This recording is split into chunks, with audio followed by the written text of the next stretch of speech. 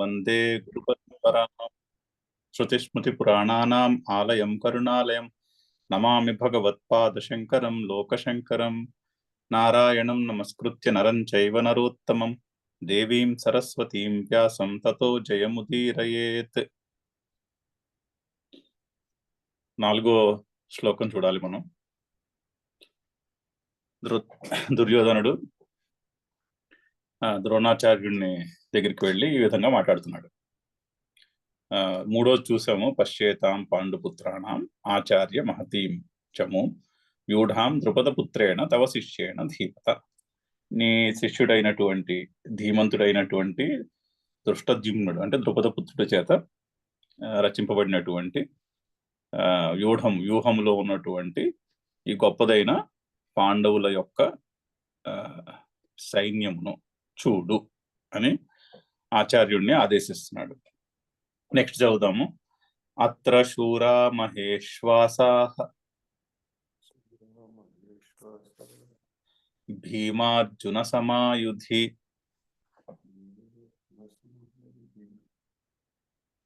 యుయుధానో విరాటశ్చ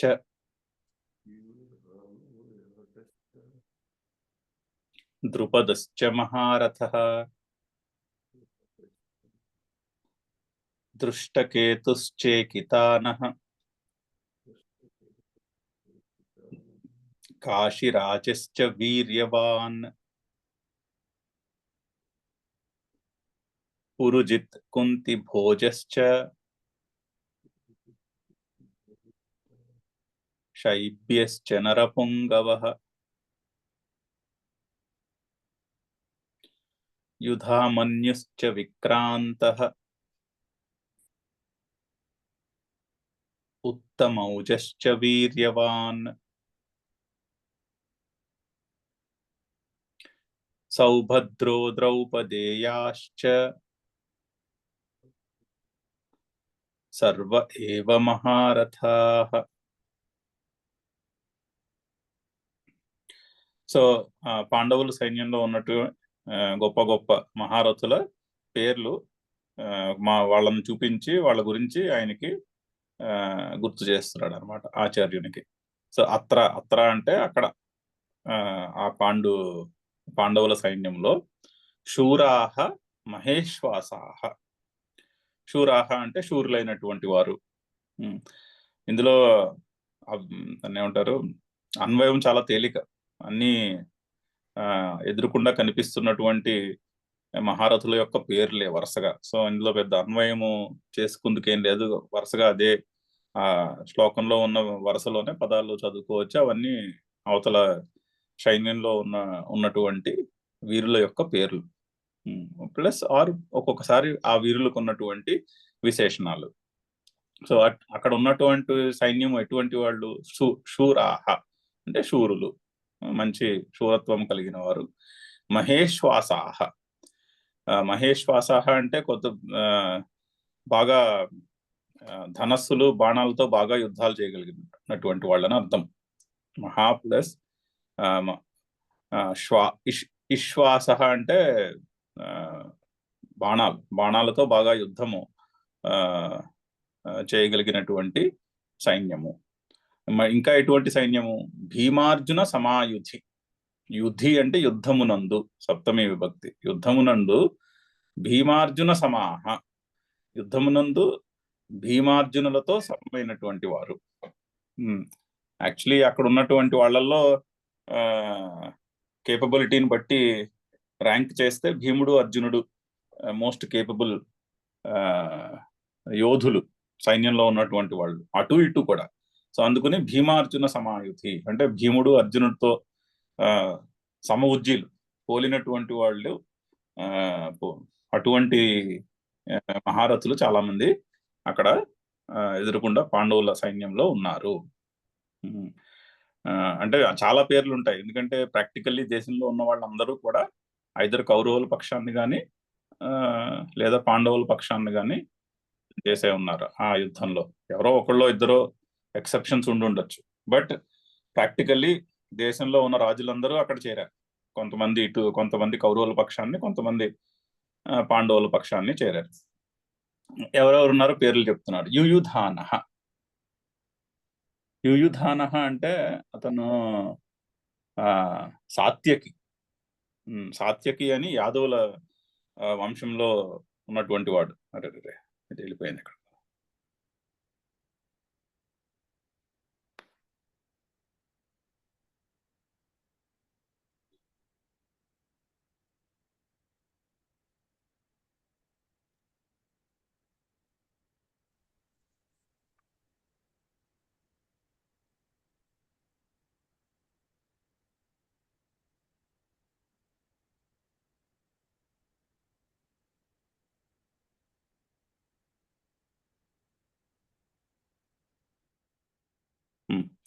యుయుధాన.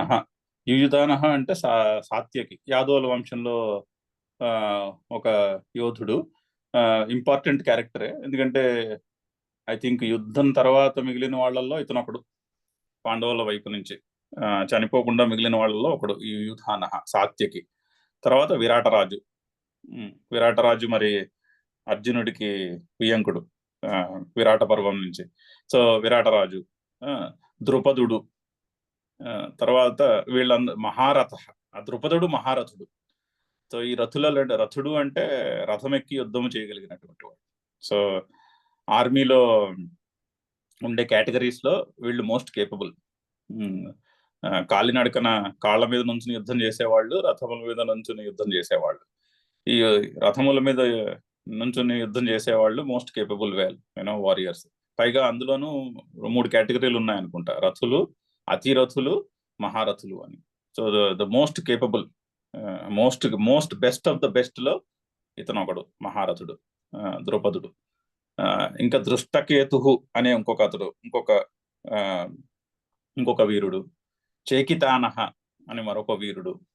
కాశీరాజు. ఆ కాశీరాజుకి విశేషణము వీర్యవాన్, మంచి వీరుడైనటువంటి కాశీరాజు. పురుజిత్ అనే ఇంకొక వీరుడు. కుంతిభోజ అంటే కుంతిదేవి యొక్క తండ్రి అయి ఉంటారు, కుంతిభోజుడు. శైబ్యుడు ఇంకొక వీరుడు. నరపుంగవ, ఆ శైబ్యుడికి విశేషణం నరపుంగవ అంటే శిబి వంశమునకు చెందినవాడు కాబట్టి శైబ్యుడు. ఇంకా ఎవరు? యుధామన్యు అని ఇంకొక వీరుడు. ఆ యుధామన్యుకి అడ్జెక్టివ్ నెక్స్ట్ పదము విక్రాంత యుధామన్యు అంటే మంచి విక్రమము అంటే మంచి స్పీడ్ అన్నమాట, మంచి వేగము. కొంతమందికి బలం ఉంటే సరిపోదుగా, యుద్ధంలో వేగము కూడా ఉండాలి. ఎదురుకుండా వాడు వస్తుంటే గబగబా రెస్పాండ్ అవ్వగలిగినటువంటి వేగం ఉండాలి బలంతో పాటుగా. సో ఈ యుధామన్యు అటువంటి వీరుడు అనమాట, మంచి వేగము ఉన్నటువంటి వీరుడు. అందుకని విక్రాంత యుధామన్యు. ఉత్తమౌజ అని ఇంకొక వీరుడు ఉన్నాడు. అతనికేమో వీర్యవాన్ మళ్ళీ అని అడ్జెక్టివ్, మంచి వీరుడైనటువంటి ఉత్తమౌజుడు.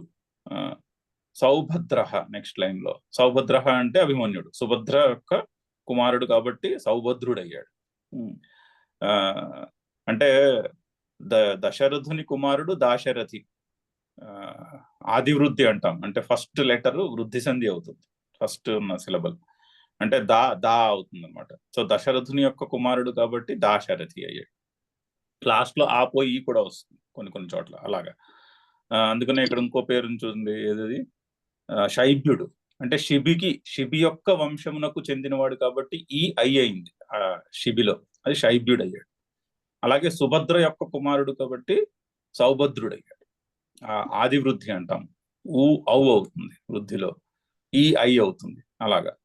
నెక్స్ట్ ద్రౌపది యొక్క కుమారులు ద్రౌపదేయ అంటే ద్రుపదుని వంశమునకు చెందినవారు కాబట్టి వాళ్ళందరూ ద్రౌపదేయులయ్యారు.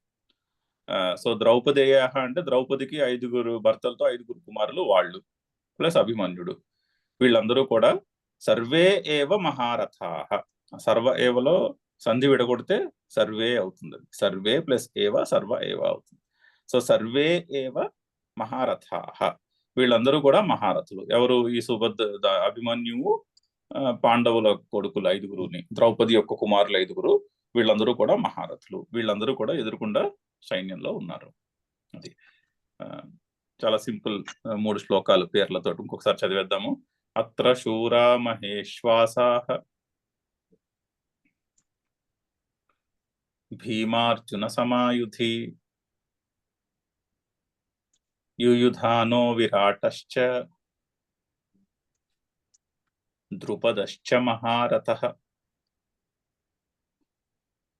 దృష్టకేతుశ్చేకితానః కాశీరాజశ్చ వీర్యవాన్ పురుజిత్ కుంతి భోజశ్చ శైబ్యశ్చ నరపుంగవః యుధామన్యుశ్చ విక్రాంతః ఉత్తమౌజశ్చ వీర్యవాన్ సౌభద్రో ద్రౌపదేయాశ్చ సర్వ ఏవ మహారథాః. నెక్స్ట్ చదువుదాం. అస్మాకం తు విశిష్టాయే తాన్నిబోధ ద్విజోత్తమ నాయకా మమ సైన్యస్య సంజ్ఞార్థం తాన్ బ్రవీమి తే. తో అస్మాకం తు విశిష్టా ఏ విశిష్టాః, అక్కడ విసర్గ సంధిలో పోతుంది. సో విశిష్టాః ఏ తాన్ నిబోధ ద్విజోత్తమ నాయకాః అక్కడ కూడా విసర్గ ఉంది, సంధిలో పోయింది. నాయకాః మమ సైన్యస్య సంజ్ఞార్థం తాన్ బ్రవీమి తే. అది ఇక్కడ అన్వయం చేయడానికి 2 ఉన్నాయి క్రియాపదాలు. నిబోధ ఒకటి, బ్రవీమి ఒకటి. సో ఫస్ట్ ఏం చెప్తున్నాడు ఆయన? ఆచార్యుని ఎదురుకుండా పాండవుల్లో ఉన్నటువంటి మహారథుల పేర్లు చెప్పాడు. ఇప్పుడు తూ అని ఉందిగా, అక్కడ తూతో మొదలవుతుంది సెంటెన్స్. తూ అంటే సంస్కృతంలో అప్పటిదాకా ఒక విషయాన్ని చెప్పి దాని ఆపోజిట్ విషయాన్ని చెప్పాలనుకోండి. అంటే ఇంగ్లీష్ లో ఆన్ ది అదర్ హ్యాండ్ అని చెప్పాలంటే, ఇప్పుడు అప్పటిదాకా పాండవుల సైన్యంలో ఉన్నటువంటి మహారథుల పేర్లు చెప్పాడు. అంటే ఆ తూ అనే అర్థం ఏంటంటే ఇప్పుడు కౌరవుల సైన్యంలో ఉన్నటువంటి వాళ్ళ మహారథుల పేర్లు చెప్పబోతున్నాడు ఆయన. ద్రోణాచార్యునికి గుర్తు చేయబోతున్నాడు. సో తూ అంటే ఆన్ ది అదర్ హ్యాండ్. అస్మాకం ఏ విశిష్టాః, అస్మాకం అంటే మనలో, మన సైన్యములో ఏ విశిష్టాః ఎవరైతే విశిష్టమైనటువంటి అంటే గొప్పవాళ్ళు, అంటే పేర్కొనదగినటువంటి వారు ఎవరైతే ఉన్నారో తాన్ నిబోధ వారిని నీవు తెలుసుకో అంటున్నారు అని ఆయన సంబోధిస్తున్నాడు. ద్విజోత్తమ అది ఫస్ట్ లో పెట్టుకోవాలి. హే ద్విజోత్తమ. ద్విజోత్తమ అనేది సంబోధన ప్రథమ విభక్తి. హే ద్విజోత్తమ అంటే ఆయన బ్రాహ్మణుడు కదా, మరి ఆయన బ్రాహ్మణుడు కాబట్టి ఆయన ద్విజోత్తమ అని సంబోధిస్తున్నాడు. ద్విజ అంటే 2 జన్మల కలవారు అని అర్థం. ఇద్దరికి వర్తిస్తుంది సంస్కృతంలో ద్విజ అన్న పేరు. ఒకటి పక్షికి, పక్షుల్ని కూడా ద్విజ అంటారు. అంటే 2 సార్లు జన్మిస్తుంది పక్షి. ఎందుకంటే ఒకటి గుడ్డు రూపంగా జన్మిస్తుంది ఫస్ట్, ఆ గుడ్డు మళ్ళీ పక్షి అయినప్పుడు ఇంకో జన్మనెత్తుతుంది. సో అందుకని పక్షి ద్విజ అయింది. పక్షులు ఏ జీవి అయినా ఫస్ట్ గుడ్డు కింద పుట్టి ఆ గుడ్డు నుంచి మళ్ళీ జీవి వచ్చినప్పుడు అటువంటి జీవులందరికీ ద్విజ అన్న పదం సంస్కృతంలో వర్తిస్తుంది. అంటే 2 సార్లు జన్మనెత్తినవారు, 2 సార్లు పుట్టినవారని. అలాగే బ్రాహ్మణునకు కూడా 2 సార్లు పుట్టినవారని సంస్కృతంలో పేరు. ఎందుకంటే ఒకటి తల్లి గర్భము నుంచి జన్మించినప్పుడు మొదటి జన్మము, మళ్ళీ ఉపనయనము అయినప్పుడు 2వ జన్మ. సో ఉపనయనం అయిన వారందరికీ కూడా ఈ ద్విజ అన్నటువంటి పేరు వర్తిస్తుంది. సో ఈయన మరి ఆచార్యుడు బ్రాహ్మణుడు కదా, అందుకని ద్విజోత్తమ అని సంబోధిస్తున్నాడు. హే ద్విజోత్తమ, మన సైన్యంలో ఉన్నట్టు, మన సైన్యం అనట్లేదు, మన వాళ్ళల్లో కూడా గొప్ప వాళ్ళు ఉన్నారు, వాళ్ళని తెలుసుకో అని. చూడండి నెక్స్ట్ సెంటెన్స్ లో ఏమంటున్నాడు? మమ సైన్యస్య నాయకాః అంటే నా సైన్యము యొక్క నాయకులు. చూసారా, అక్కడ మళ్ళీ నా అన్న పదం వచ్చేసింది. అతని యొక్క అహంకారమును చూపిస్తోంది.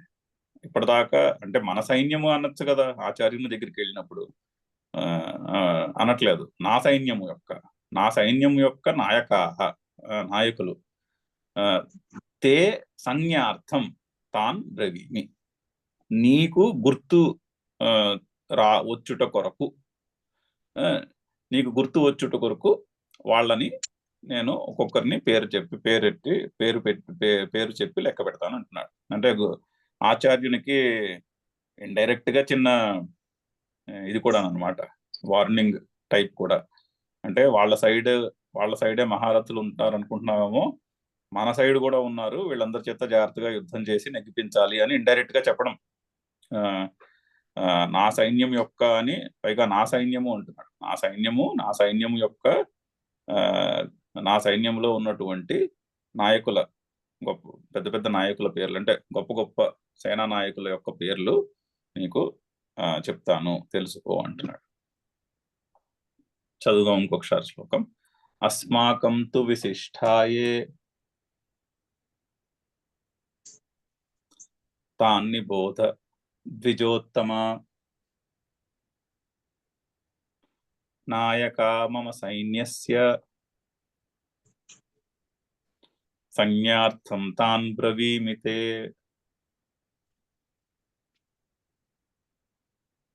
నెక్స్ట్, భవాన్ భీష్మశ్చ కర్ణశ్చ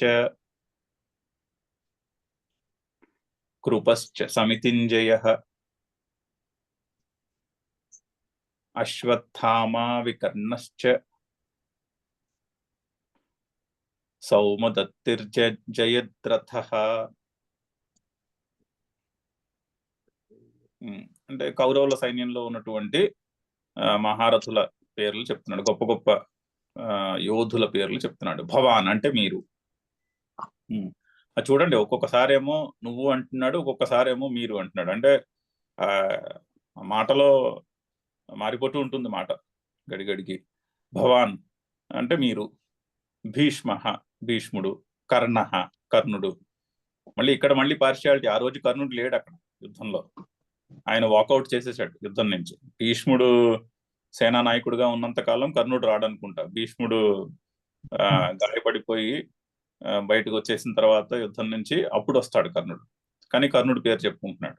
కర్ణ అంటే అతను ఆలోచించుంటాడు, మనం కర్ణుడిని ఉంచుకుందామా భీష్ముడిని ఉంచుకుందామా అని చాలా ఆలోచించుంటాడు. ఆయనకి భీష్ముడు అంటే ఎప్పుడు డౌటే. పెద్ద ఆయన యుద్ధం చేస్తాడే కానీ నిజంగా మనం నెగ్గాలని చేస్తాడా అని అతనికి ఎప్పుడు డౌటే. సో అందుకని చాలా ఆలోచించుకునే ఉంటాడు. వాళ్ళల్లో వాళ్ళు ఏదో తగులు ఆడుకుని ఫైనల్లీ కర్ణుడు వాకౌట్ చేసేస్తాడు. తర్వాత వస్తాడు 10 రోజుల తర్వాత.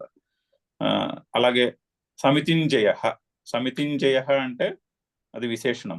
యుద్ధమునందు నెగ్గుటయే తెలిసినవాడు ఎవడు? కృపుడు.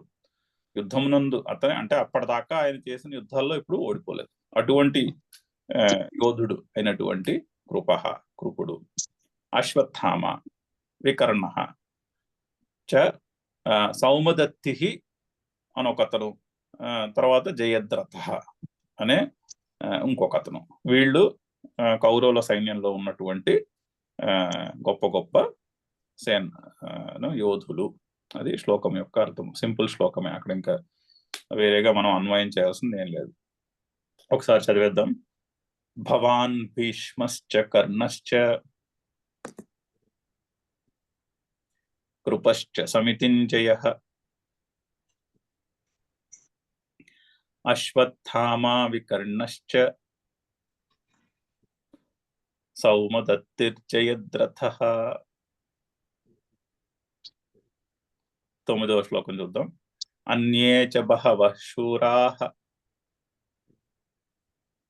మదర్థే త్యక్తజీవితాః నానాశస్త్రప్రహరణాః సర్వే యుద్ధ విశారదాః. సో అన్యే చ అంటే మరియు అని అర్థం. సంస్కృతంలో శ్లోకంలో చ వచ్చిందంటే మరియు అని అర్థం అనమాట, అండ్. సో ఇంకా అదే కాకుండా ఇంకా ఎవరున్నారు? అన్యే బహవః శూరాః. ఇంకా పైన చెప్పిన భీష్ముడు, కర్ణుడు, ద్రోణుడు ఈ పేర్లే కాకుండా ఇంకా చాలా మంది శూరులు ఉన్నారు సైన్యంలో, నా సైన్యంలో. ఎటువంటి వాళ్ళందరూ నానా శస్త్ర ప్రహరణాః, రకరకములైనటువంటి శస్త్రములను ప్రయోగించే కేపబిలిటీ, సామర్థ్యము ఉన్నటువంటి వారు. గొప్ప గొప్ప శస్త్రాలతో వాళ్ళు యుద్ధం చేయగలరు. అటువంటి యోధులు. పైగా సర్వే యుద్ధ విశారదాహ. ఈ యుద్ధము అనే ఒక కేపబిలిటీలో వాళ్ళందరూ కూడా విశారదులు, అంటే చాలా యుద్ధ నైపుణ్యము కలిగినటువంటి మహావీరులు వీళ్ళందరూ. భీష్ముడు, ద్రోణుడు, వీళ్ళందరూ కూడా మంచి యుద్ధములో నిపుణులు అందరూ. సో యుద్ధ విశారదాహ సర్వే. ఈ సర్వే యుద్ధ విశారదాహ వీళ్ళందరూ ఉన్నారు. ఎందుకున్నారు చూడండి, చాలా చాలా ఇంట్రెస్టింగ్ ఫ్రేజ్. మదర్థే త్యక్త జీవితాహ. ఇంకా యుద్ధం స్టార్ట్ అవ్వనే లేదు, అప్పుడే త్యక్త జీవితాహ, వాళ్ళ జీవితాలని వదిలేసిన వాళ్ళు అంటున్నాడు దుర్యోధనుడు. అంటే కాన్ఫిడెన్స్, ఆ మాటలో అతని కాన్ఫిడెన్స్ ఎంత ఉందో మనకి తెలుస్తుంది. అతనికి కాన్ఫిడెన్స్ లేదు, దురహంకారమే తప్పించి గ్యారంటీగా యుద్ధం మనం నెగ్గగలము అన్నటువంటి కాన్ఫిడెన్స్ పూర్తిగా లేదు. మరి మదర్థే త్యక్త జీవితాహ, ఇంకా యుద్ధం మొదలవనే లేదు, ఆల్రెడీ వీళ్ళందరూ నా గురించి ప్రాణాలు ఇచ్చేసిన వాళ్ళు అని అర్థం. అంటే ఒక విధంగా యుద్ధానికి వచ్చారు అంటే ప్రాణాలు వదిలేయడానికి సిద్ధపడి వచ్చారు అని చెప్పుకోవచ్చు. కానీ అలా చనిపోయిన వాళ్ళు, ఆల్రెడీ నా గురించి చనిపోయిన వాళ్ళు అనక్కర్లే కదా, త్యక్త జీవిత, ఆల్రెడీ వదిలేసి వచ్చారు జీవితాన్ని. యుద్ధానికి వచ్చారు కాబట్టి అలా అన్నాడని కూడా అనుకోవచ్చు. కానీ చాలా క్లియర్ గా ఒక చాలా పెద్ద నెగిటివ్ ఫ్రేజ్ ఆయన నోట్లోంచి బయటపడింది, ఇంకా యుద్ధం మొదలవకుండానే ముందే. అన్యేచ బహవ శూరాహ మదర్థే అంటే నా కొరకు త్యక్త జీవితాహ, జీవితములను వదిలేసిన వారు. నానాశస్త్ర ప్రహరణాహ సర్వే యుద్ధ విశారదాహ. చదువుదాం శ్లోకం ఒకసారి. అన్యేచ బహవ శూరాహ మదర్థే త్యక్త జీవితాహ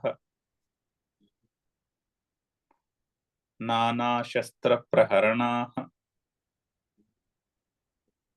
సర్వే యుద్ధ విశారదాహ. అంటే ఏదైనా ఒక ఇంపార్టెంట్ పని మీద వెళ్ళినప్పుడు కామ్గా ఉండడం బెటర్. అందుకనే పెద్దలు ముహూర్తం టైము అటువంటి టైంలో వచ్చినప్పుడు చాలా మంది ఏం మాట్లాడకుండా కామ్గా ఉంటారు ఆ టైంలో. అంటే అది ఒక అప్రమత్తతో ఉండడం అనమాట. ఏమన్నా మనం మాట్లాడితే గబుక్కుమని ఆ మూమెంట్లో ఏదైనా అన్ప్లెజెంట్ వర్డ్స్ నోట్లోంచి వచ్చేస్తాయేమో అని చాలా మంది ఇంపార్టెంట్ పనులకు వెళ్ళినప్పుడు లేకపోతే ముహూర్తం అది వచ్చినప్పుడు ఏం మాట్లాడకుండా కామ్గా ఉంటారు. అదొక ప్రాక్టీస్. ఎందుకంటే అనవసరంగా ఎందుకు గబుక్కుమని ఏదైనా ఒక నెగిటివ్ మాట దొరలాలి నోటి నుంచి, అక్కర్లేదు కదా, అవసరం లేనప్పుడు అవసరం లేదు. సో కానీ దుర్యోధనుడు అలా కాదు. మరి దుర్యోధనుడు నోటి నుంచి అవసరం లేకుండానే ఒక చాలా నెగిటివ్ ఫ్రేజ్ ఒకటి బయటకు వచ్చినది. మదర్థే త్యక్త జీవిత, గమనించవలసినటువంటి విషయం. నెక్స్ట్ శ్లోకంలో చూడండి, నెక్స్ట్ శ్లోకంలో కూడా అలాగే ఉంటుంది. అపర్యాప్తం తదస్మాకం బలం భీష్మాభిరక్షితం పర్యాప్తం త్విదమేతేషాం బలం భీమాభిరక్షితం.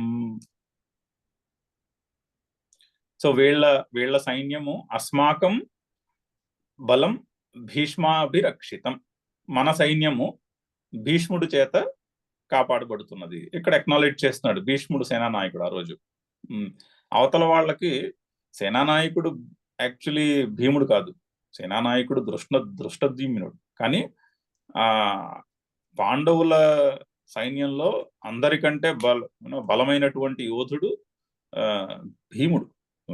భీముడు అంటే వీళ్ళందరికీ భయమే, అతను ఒక్కడు చాడు చాలా వీళ్ళందరినీ ఎదుర్కోవడానికి.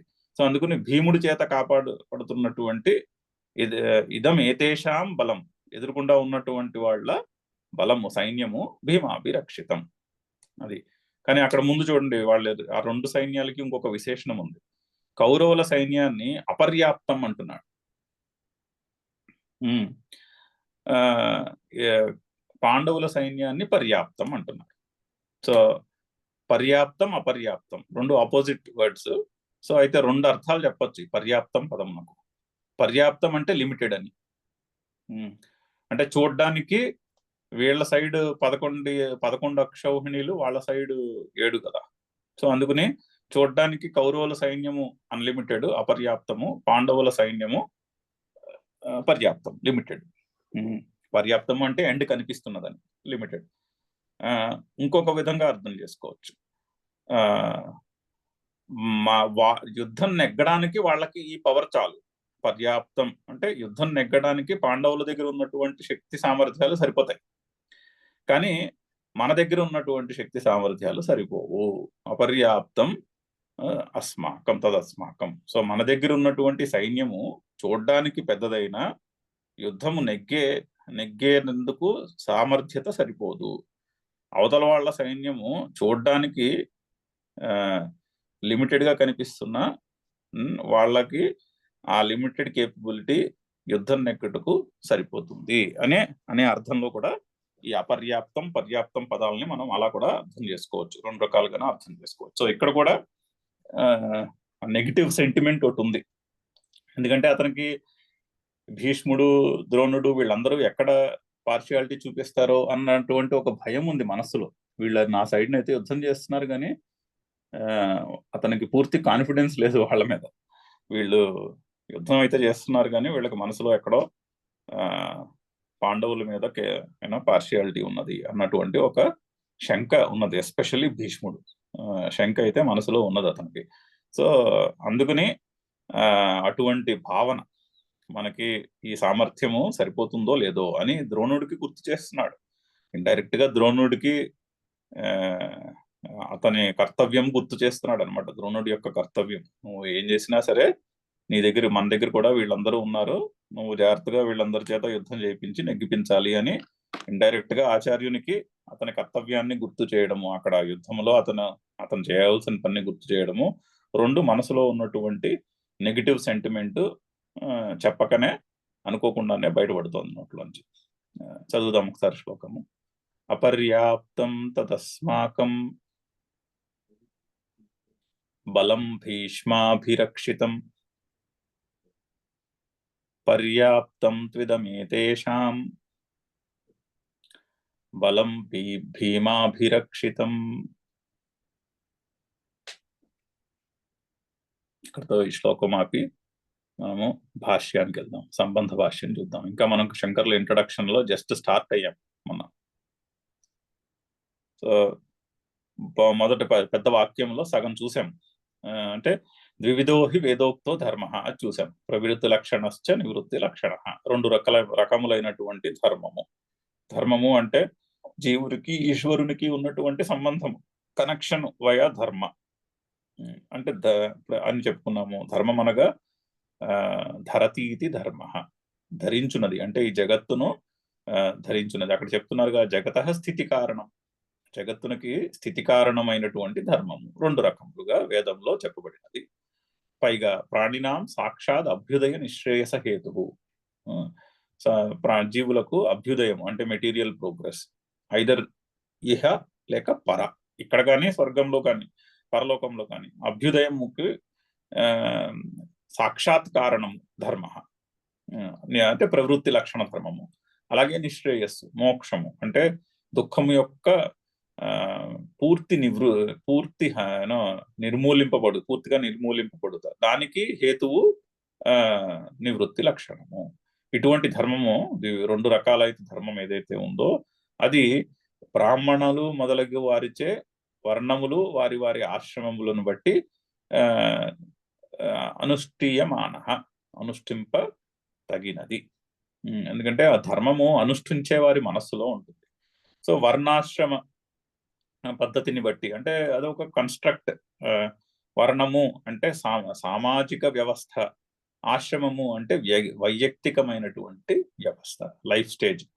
ఆశ్రమము అంటే లైఫ్ స్టేజ్ అంటే బ్రహ్మచర్యము, గృహస్థాశ్రమము, వానప్రస్థము, సన్యాసము అని చెప్పుకున్నాం బ్రీఫ్ గా.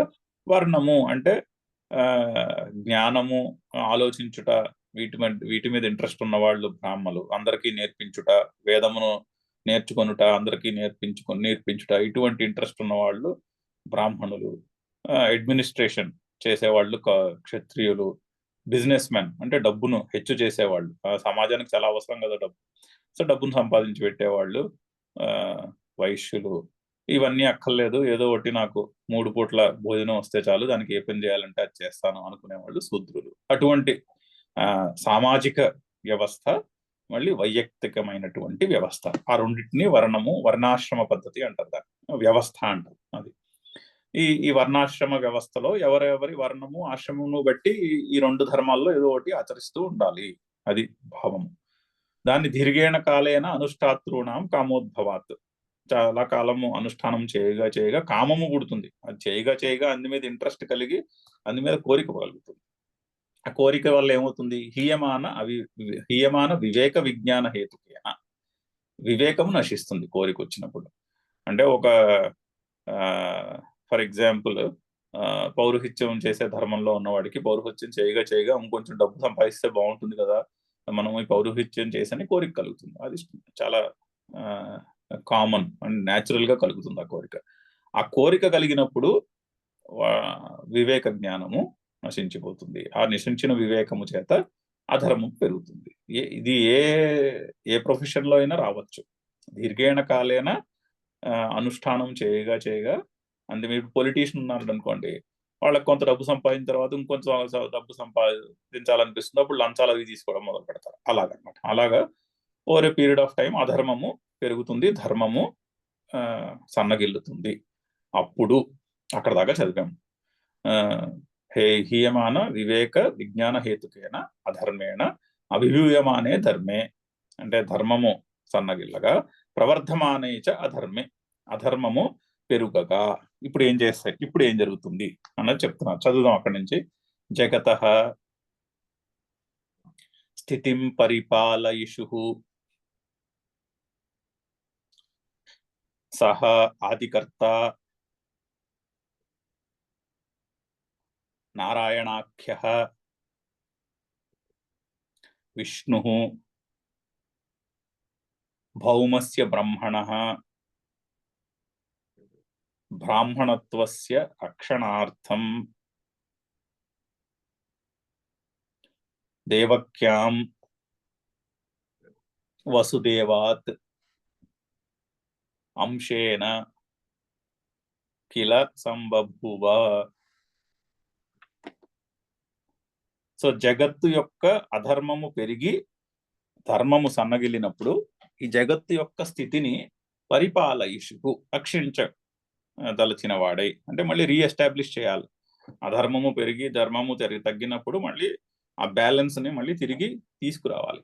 అటువంటి కోరిక కలిగినటువంటి వాడు అయి ఎవరు, సహా ఆదికర్త నారాయణాఖ్య, ఆ ఆదికర్త అయినటువంటి నారాయణుడు అని పేరుతో పిలువబడేటటువంటి ఆ పరమాత్మ. ముందు శ్లోకంలో చెప్పారుగా నారాయణుని యొక్క డెఫినేషన్. నారాయణం అంటే నారాయణ పరో వ్యక్తాత్ అంటూ మొదలు పెట్టారు కదా శంకర్లు ప్రార్థన, ఆ నారాయణుడు. సో ఈ జగత్తుకి ఆదికర్త అయినటువంటి నారాయణుడు ఏం చేసేట, ఆ నారాయణుడే విష్ణు, నారాయణాఖ్య, నారాయణుడు అని పేరుతో కొలవబడే విష్ణువు. ఆ విష్ణువు అంటే సర్వవ్యాపకమైనటువంటి ఆ పరమాత్మ. ఇంకా ఏమిటి, భౌమస్య బ్రహ్మణ రక్షణార్థం, అంటే ఈ భూమి మీద వేదము యొక్క, బ్రహ్మణ అంటే వేదము, బ్రహ్మ అంటే వేదము అని కూడా అర్థం ఉన్నది. సో భౌమస్య బ్రహ్మణ, భూమి మీద పుట్టినటువంటి వేదము, బ్రహ్మణ వేదము యొక్క రక్షణార్థం, దాన్ని రక్షించుట కొరకై. అంటే వేదమును రక్షించుట అంటే ఆ వేదములో చెప్పినటువంటి 2 రకములైన ధర్మమును రక్షించుటకు. సో ద్వివిధోహి వేదోక్తో ధర్మ అంటున్నారు కదా, ఆ ధర్మమును రక్షించుట కొరకై, రక్షించాలనే కోరికతో. పైగా ధర్మమును రక్షించాలంటే ఏం చేయాలి, ధర్మమును రక్షించాలంటే ధర్మం రాసినటువంటి పుస్తకాలను పోగేసి లైబ్రరీలో పెట్టడం కాదు కదా, అలా పెడితే ఏం లాభం ఉండదుగా. ధర్మము ఎక్కడుంటుంది, ధర్మము అనుష్ఠానము చేసే వాళ్ళ మనస్సులో ఉంటుంది. మనస్సు, వాళ్ళ వాక్కు కర్మ అందులో ఉంటుంది. వాళ్ళ ఆలోచనలో, వాళ్ళు మాట్లాడే మాటలలో, వాళ్ళు చేసే పనులలో ఉంటుంది ధర్మం. సో ధర్మము రక్షింపబడాలి అంటే వేదము రక్షించబడాలి అంటే వేదము తెలిసిన వాళ్ళని రక్షించాలి. ఆ ధర్మము తెలిసిన వాళ్ళని రక్షించాలి. వాళ్ళు బ్రాహ్మణులు. వేదమును అధ్యయనము చేసి వేదములో ఉన్నటువంటి ధర్మమును తెలుసుకునే వాళ్ళని బ్రాహ్మణులు అంటారు. సో అటువంటి వాళ్ళని రక్షించాలి. ధర్మము తెలిసిన వారిని రక్షిస్తే ధర్మమును రక్షించినట్టే. అందుకుని బ్రాహ్మణత్వస్య రక్షణార్థం అంటున్నారు. సో భౌమస్య బ్రహ్మణ బ్రాహ్మణత్వస్య రక్షణార్థం. ఈ భూమి మీద ఉన్నటువంటి ఇక్కడ ఉన్నటువంటి వేదమును అంటే వేదంలో చెప్పినటువంటి ధర్మమును రక్షించుట కొరకై. అంటే రక్షించుట కొరకు అంటే మనం ఎవరిని రక్షించాలి? ధర్మాన్ని రక్షించాలంటే ధర్మమును అనుష్ఠించే వారిని రక్షించాలి. ఇప్పుడు కంపెనీని రక్షించడము అంటే కంపెనీకి పనిచేసే వాళ్ళని రక్షించాలి. కంపెనీ సిఇఓ వాళ్ళందరినీ రక్షిస్తే కంపెనీని రక్షించినట్టే. ఆ విధంగా సో ధర్మమును రక్షించుట అంటే ధర్మమును అనుష్ఠించే వారిని రక్షించాలి. స్కూల్ని రక్షించడము అంటే మన స్కూల్ని పోషించాలి అంటే ఆ స్కూల్లో ఉన్నటువంటి టీచర్లని పోషించాలి. అప్పుడు స్కూల్ని పోషించినట్టు. ఎందుకంటే అప్పుడు స్కూల్ చేయవలసినటువంటి పని స్కూల్ చేయగలుగుతుంది, ఎప్పుడు టీచర్లని పోషించినట్టు. ఆ విధంగా అన్నమాట. ఆ విధంగా చెప్తున్నారు. అందుకని బ్రాహ్మణత్వస్య రక్షణార్థం. నెక్స్ట్ చాలా ఇంపార్టెంట్ ఫేస్ చూడండి. దేవక్యాం వసుదేవాత్ అంశేన కిల సంభూవ. కిల అంటే టా అనే అర్థము. అంటే దేవకీ వసుదేవులకు అంశము చేత పరమాత్మ యొక్క అంశము చేత సంభూవ పుట్టినాడట అని అంటున్నారు. అంటే మరి మనము వేదాంతము ఆ పరమాత్మ సర్వవ్యాపకుడు అయినప్పుడు ఒక పర్టికులర్ శరీరములో పుడితే మరి సర్వవ్యాపకత్వము పోయినదా అన్న క్వశ్చన్ వస్తుంది కదా, అన్న ప్రశ్న వస్తుంది. మనం అడక్కపోవచ్చు, కానీ ప్రశ్న అయితే వస్తుంది. భగవంతుడు సర్వవ్యాపకుడు అయినప్పుడు మరి ఒక జీవికి ఒక పర్టికులర్ శరీరంతో ఎలా పుట్టాడు? అంటే ఒక పర్టికులర్ శరీరంతో పుడితే మరి సర్వవ్యాపకత్వమునకు భంగం వచ్చినదా? అప్పుడు సర్వవ్యాపకుడు కాదు కదా అన్న ప్రశ్న వస్తుంది. అలాగే వైకుంఠంలో ఉన్నటువంటి విష్ణువు భూమి మీదకి అవతరించాడా అంటే మరి వైకుంఠం ఖాళీ అయిపోయిందా? ఆయన భూమి మీద ఉన్నంత కాలం వైకుంఠంలో ఎవరు ఉంటారు అనే ప్రశ్న వస్తుంది. కొంచెం వేదాంతం చదువుకున్నవారు అనుకోండి, వాళ్ళు మరి నువ్వేమో జగత్తుకి స్థితి కారణం పరమాత్మ అంటున్నావు, సృష్టి స్థితి లయ 3 పరమాత్మలోనే జరుగుతున్నాయి అంటున్నావు. మరి ఇప్పుడు ఆ పరమాత్మ దిగి వచ్చేస్తే మరి మిగిలిన జగత్తునకు స్థితి ఎవరు అని ఇటువంటి ప్రశ్నలు ఉదయిస్తాయి మనసులో.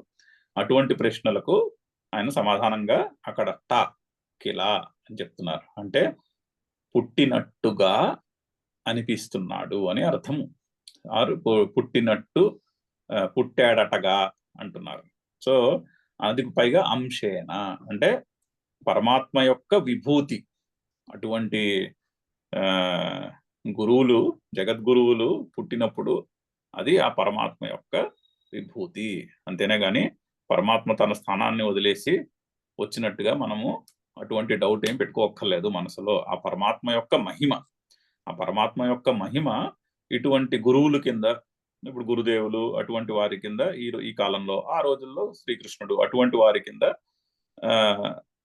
ఆ పరమాత్మ యొక్క మహిమ పుట్టినట్టుగా అనిపిస్తుంది. ఇంకా వస్తుంది నెక్స్ట్ పేరాలో కూడా ఈ పుట్టినట్టుగా అని ఎందుకంటున్నారో దాని యొక్క ఎక్స్ప్లెనేషన్ వస్తుంది. పరమాత్మ యొక్క మాయాశక్తి అంటూ చెప్పబోతున్నారు నెక్స్ట్ పారాగ్రాఫ్ లో. బట్ ఇక్కడ అందుకుని అఖిల అనే పదము యొక్క అక్కడ దానికి సిగ్నిఫికెన్స్ ఉంది. అందుకని అక్కడ అఖిల అని, పైగా అంశము. ఆ పరమాత్మ యొక్క మహిమ వలె ఆ పరమాత్మ యొక్క మహిమయే శ్రీకృష్ణుడుగా పుట్టినట్టుగా ఉన్నది కదా అన్నటువంటి అర్థము. కిల సంభూవ దేవక్యాం వసుదేవాత్ అంశేన కిల సంభూవ. సో దేవకి వసుదేవులకు పుట్టాడటగా అంటున్నారు. అయితే నెక్స్ట్ లైన్ చూడండి. బ్రాహ్మణత్వస్య హి రక్షణేన. అక్కడ బ్రాహ్మణత్వస్య రక్షణార్థం అని పైనున్న శ్లోకంలో పైనున్న వాక్యంలో ఉందిగా. బ్రాహ్మణుల యొక్క బ్రాహ్మణత్వమును రక్షించుటకై అంటున్నారు కదా. అది మనం కరెక్ట్ గా అర్థం చేసుకుందుకు ఆ బ్రాహ్మణత్వస్య అన్న పదమును ఎక్స్ప్లెయిన్ చేస్తున్నారు మళ్ళీ. అలా ఉంటుంది భాష్యము. ఒక లైన్ రాసి ఆ లైన్ లో ఒక పదము ఎక్స్ప్లెయిన్ చేయాలంటే ఆ లైన్ అయిన వెంటనే నెక్స్ట్ లైన్ లో ఆ పదాన్ని మళ్ళీ ఎక్స్ప్లెయిన్ చేస్తారు. సో బ్రాహ్మణత్వస్య హి రక్షణేన రక్షితః స్యాత్. చదువుదాము. బ్రాహ్మణత్వస్య హి రక్షణేన రక్షితః స్యాత్ వైదికః ధర్మః తదధీనత్వాత్ వర్ణాశ్రమ భేదానాం. సో బ్రాహ్మణత్వం యొక్క రక్షణ చేత వాళ్ళని రక్షిస్తే హి ఇండీడ్ అంటే వాళ్ళని రక్షించినప్పుడే కదా రక్షితః స్యాత్ వైదిక ధర్మ, అప్పుడే కదా వైదిక ధర్మమును రక్షించినట్టు అవుతుంది. ఆరు వైదిక ధర్మము రక్షితః స్యాత్ రక్షింపబడును కదా అని అర్థం. బ్రాహ్మణులను రక్షించినప్పుడే అంటే బ్రాహ్మణులను రక్షించుట అంటే వైదిక ధర్మము అంటే ప్రవృత్తి లక్షణము నివృత్తి లక్షణం అనే ధర్మమును గురించి బాగా తెలిసిన వాళ్ళని రక్షించినప్పుడే, తెలిసినే కాదు తెలిసి అనుష్ఠించే వారిని రక్షించినప్పుడే కదా ఆ ధర్మము రక్షింపబడుతుంది అని. అందుకని ఫర్ ఎగ్జాంపుల్ బ్రాహ్మణులకి ఇన్స్ట్రక్షన్ ఏంటంటే నిష్కారణంగా వేదాన్ని నేర్చుకోవాలి, అనుష్ఠించాలి కూడా. అంటే వేదాన్ని నేర్చుకోవడం అంటే జస్ట్ వేదాన్ని వల్లివేయడం అని కాదు. వల్లివేయడం ఒక ఆస్పెక్ట్ వేదం నేర్చుకోవడంలో. ఆ జ్ఞానము over a period of time మర్చిపోకుండా వల్లివేసి నెక్స్ట్ జనరేషన్స్ కి పాస్ చేస్తారు. అది వల్లివేయడంలో ఉన్నటువంటి ప్రయోజనం. కానీ అంతకంటే ముఖ్యము అనుష్ఠానం చేయుట, అర్థం చేసుకుని అనుష్ఠానం చేయాలి. సో నిష్కారణంగా వేదాన్ని నేర్చుకుని అనుష్ఠానం చేసే వాళ్ళని బ్రాహ్మణులు అంటారు, వైదిక వేదంలో చెప్పినటువంటి ధర్మం. సో అటువంటి వారిని రక్షించినప్పుడే కదా వైదిక ధర్మము రక్షింపబడుతుంది. వైదిక ధర్మం రక్షింపబడితే ఏమవుతుంది? తదధీనత్వాత్ వర్ణాశ్రమ వేదానాం. ఆ వైదికములో వేదములో చెప్పినటువంటి ప్రవృత్తి రూపమైన నివృత్తి రూపమైన ధర్మమును అనుష్ఠించే వారిని రక్షించినప్పుడే ఆ ధర్మము రక్షింపబడి ఆ ధర్మమును పాటించే వర్ణాశ్రమములు కూడా రక్షింపబడతాయి అని చెప్తున్నారు. అంటే మరి పని చెప్పారు కదా, వర్ణాశ్రమ భేదమును బట్టి ఈ ధర్మమును పాటించాలి. ఎవరి వర్ణము ఆశ్రమము ఉన్న దాన్ని ఏమంటారు, ఆ మేట్రిక్స్ అన్నమాట. అంటే సామాజిక వ్యవస్థ వైయక్తిక వ్యవస్థ రెండింటిని నిలబెట్టేటటువంటి ఈ ధర్మమును పాటించడము కుదురుతుంది. అయితే ఈ వర్ణాశ్రమ భేదానం అన్న దాంట్లో స్పిరిట్ తీసుకోవాలి. ఈ రోజున్న వర్ణాశ్రమము వైదిక కాలంలో చెప్పినటువంటి వర్ణాశ్రమములా లేదు. ఈరోజు అందరూ వైశ్యులేనని అడిగితే, ఎందుకంటే అందరూ డబ్బులు సంపాదించే రేస్లోనే ఉన్నారు. 99.99% జీవులు డబ్బు సంపాదించుకునే రేస్లోనే ఉన్నారు. సో డబ్బు సంపాదించుకునే ఇంట్రెస్ట్ ఉన్న వాళ్ళని వైశ్యులు అంటారు. అంటే 10 రూపాయలు ఇస్తే దాన్ని మనం 1000 రూపాయలు ఎలా చేయాలి అనే అనే అనే ఇంట్రెస్ట్ అనే పనిలో ఉండేవాళ్ళు బిజినెస్ మ్యాన్. ఈ రోజుల్లో అందరూ అదే మోస్ట్లీ. సో అందుకని మనము ఆ వర్ణాశ్రమ భేదంలో ఉన్నటువంటి స్పిరిట్ ని కొంచెం జాగ్రత్తగా అర్థం చేసుకోవాలి. మళ్ళీ మనం చదివినప్పుడు వస్తుంది ఈ పాయింట్, చాలా చోట్ల వస్తుంది. ఈ వర్ణాశ్రమ భేదానికి కృష్ణుడు చెప్పబోయే స్వధర్మమునకు ఈ వీటి భేదములు నేనే క్రియేట్ చేశాను గుణకర్మ విభాగశః అని తర్వాత చాప్టర్స్ లో రాబోతోంది పాయింట్. బట్ చాలా ఇంపార్టెంట్ పాయింట్. అండ్ వర్ణాశ్రమ భేదం యొక్క స్పిరిట్ అర్థం చేసుకుందుకు భగవద్గీతలో చాలా మంచి మంచి శ్లోకాలు ఉన్నాయి. అంటే దాని వెనకాల ఉన్నటువంటి స్పిరిట్ ఏంటి, నేడు సమాజంలో అలా లేదు. దాని స్పిరిట్ ని మనం అర్థం చేసుకుని ముందుకెళ్ళాలి. ఓకే, అయితే ఇక్కడతో ఆపుదాము. ఆపి దీన్ని మళ్ళీ వచ్చే గురువారం కంటిన్యూ చేద్దాం. నెక్స్ట్ వీక్ సోమవారం మంగళవారం చెప్పను, పండగ రోజులు కాబట్టి మళ్ళీ వచ్చే గురువారం నాడు ఇక్కడి నుంచి 11వ శ్లోకం నుంచి మళ్ళీ కొంచెం భాష్యం చూడటంతో కంటిన్యూ చేద్దాం. ఓకే, పూర్ణమదః పూర్ణమిదం పూర్ణాత్ పూర్ణముదచ్యతే పూర్ణస్య పూర్ణమాదాయ పూర్ణమేవావశిష్యతే. ఓం శాంతి శాంతి శాంతి. హరి ఓం. Any questions, comments?